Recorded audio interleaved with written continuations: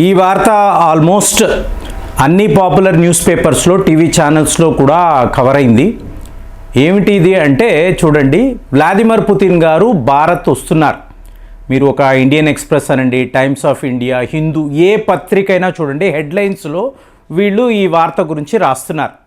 So ఇప్పుడు ఇది ఏంటంటే పే బ్యాక్ టైం అని చెప్పుకోవాలి.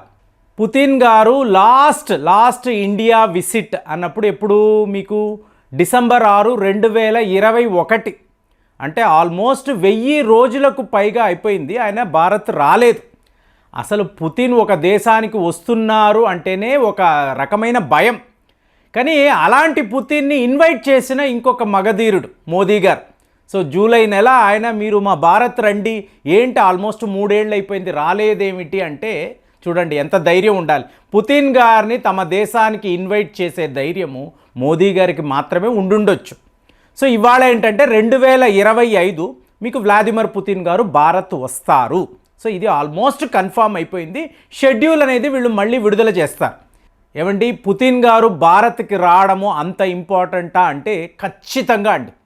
ఎందుకు అంటే చూడండి, థ్యాంక్స్ గివింగ్ మీకు 2022 ఫిబ్రవరి, ఇంకా చెప్పాలంటే చూడండి విచిత్రము, Putin's last visit before Ukraine war అన్నప్పుడు అది భారతే. డిసెంబర్ 6 తరువాత జనవరి, ఫిబ్రవరిలో యుద్ధము స్టార్ట్ అయింది. 1000 రోజులకు పైగా యుద్ధము కొనసాగుతుంది. అలాంటిది ఆయన ఆఖరిసారిగా వచ్చిన దేశం, యుద్ధానికి ముందు మన దేశం అన్నప్పుడు చాలా గర్వంగా ఉంటుంది. మరి ఇవాళ ఈయన రావడంలో ఉద్దేశం ఏంటంటే మీకు ఎన్నో రకాలుగా రష్యాను వీళ్ళు ఐసోలేట్ చేయాలని చూశారు. 22,000 శాంక్షన్స్ అన్నారు, స్విఫ్ట్ నుంచి తీసివేశారు, ఎవరు కూడా రష్యా ఆయిల్స్, న్యాచురల్ గ్యాస్ కొనకూడదు అన్నారు, రష్యాను ఆర్థికంగా పూర్తిగా వీళ్ళు డెస్ట్రాయ్ చెయ్యాలి, ధ్వంసము చెయ్యాలి అని చెప్పి వీళ్ళు ప్లాన్ చేశారు. కానీ చూడండి 2022 ఫిబ్రవరి నుంచి కూడా భారత్ రష్యాతో ఉందండి. ఎన్ని రకాల ఒత్తిడి మన మీద, మీరు అస్సలు రష్యా ఆయిల్స్ కొనకూడదు, మీ మీద మేము ప్రైస్ క్యాప్ వేస్తాము, మీ మీద శాంక్షన్స్ విధిస్తాము, ఇన్ని రకాల మనల్ని బెదిరించారు. కానీ మనం భయపడ్డామా? లేదు. రష్యా మా ఆప్త మిత్రుడు, ఏం జరిగినా కూడా వాళ్లతోనే ఉంటామని చెప్పి మనం నిలబడ్డాం. సో అలాంటి ఒకే ఒక దేశం చూసే వాళ్లకు న్యూట్రల్గానే ఉంటుంది. కానీ ఇంత పెద్ద యుద్ధము జరిగినా రష్యా చేసింది తప్పు, రష్యా ఇలా చెయ్యకూడదని ఒక సందర్భంలో కూడా మనం మాట్లాడలేదు. అది యునైటెడ్ నేషన్స్ అనండి, మీకు ఇంకా చెప్పాలంటే భారత్లో ఉన్న ఎరిక్ గార్సెట్టి, అమెరికా రాయబారి, ఎన్నో రకాలుగా మనల్ని రెచ్చగొట్టాలి అనుకున్నాడు. మీరు ఎలా న్యూట్రల్గా ఉంటారు, యుద్ధములో మీరు న్యూట్రల్గా ఉండలేరు, ఏదో ఒక వైపు ఉండాలి, మా వైపు ఉండండి, రష్యా మంచి దేశము కాదు అని చెప్పి ఈయన మాట్లాడిన సందర్భాలు. అయినా కూడా భారత్ ఎక్కడా కూడా, అంటే ఆ లాయల్టీ అనండి, లేదా మనకు వాళ్ళ మీద ఉండే అభిమానము, లేదా ఇంకా చెప్పాలి అంటే ఒక బిగ్ బ్రదర్ యాటిట్యూడ్, రష్యాని ఎప్పుడూ మనం బిగ్ బ్రదర్గా చూసాము, ఇవాళ కూడా వాళ్ళను అలాగే చూస్తున్నాము. కాబట్టే ధైర్యంగా, అంటే భారత్కు ఒక సమస్య అన్నప్పుడు మన కోసరము మన రక్షణ వ్యవస్థలో రష్యాకు మనం ఎప్పుడూ కూడా పెద్దపీట వేశాం. కాబట్టి ఇంతలాగా మనం నిలబడ్డాము కదా, మరి ఇవాళ అవకాశం ఉంది. ఇప్పుడు పరిస్థితి ఏమిటి అంటే మీకు యుక్రెయిన్ వైపు నుంచి 6 లాంగ్ రేంజ్ మిజైల్స్ రష్యా మీదకి వచ్చి పడ్డాయండి.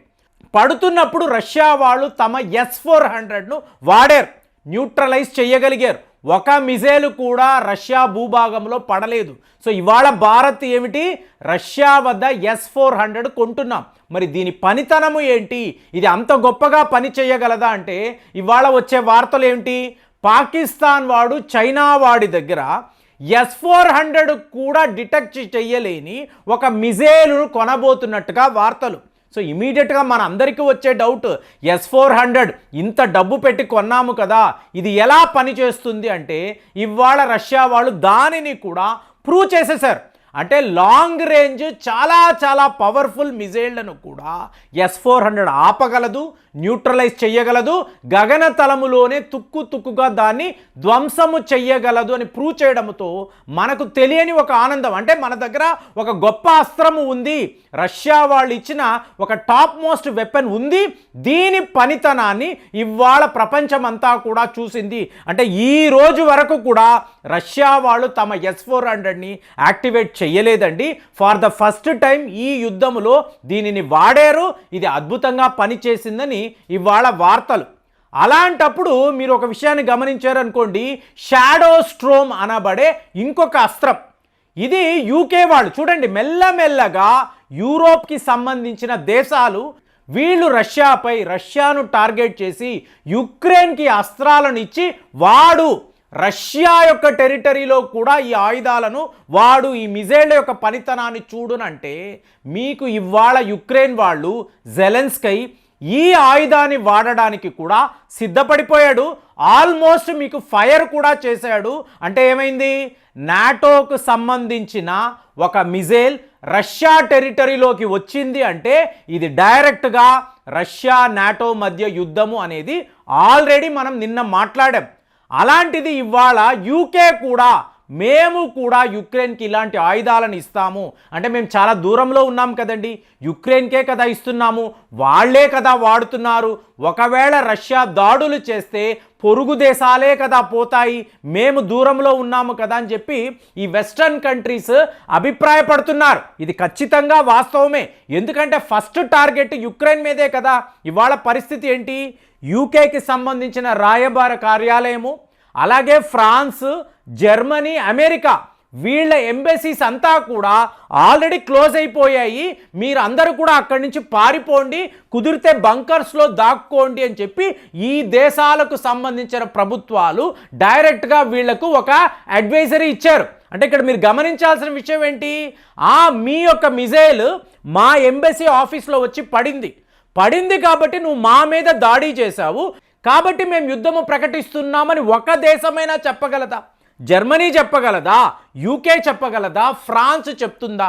సో భయము, ఎలాంటి ఒక భయము అంటే మీరు పారిపోండి, దాక్కోండి అంటున్నారే తప్ప రష్యా, పుతిన్ నీ మిజైల్ కీవ్లో ఉండే మా ఎంబసీ మీద వచ్చి పడితే ఇక ఇది యుద్ధమే, నీ మీద మేము యుద్ధం ప్రకటిస్తాము ఈ నాటో దేశాలు చెప్పగలరా?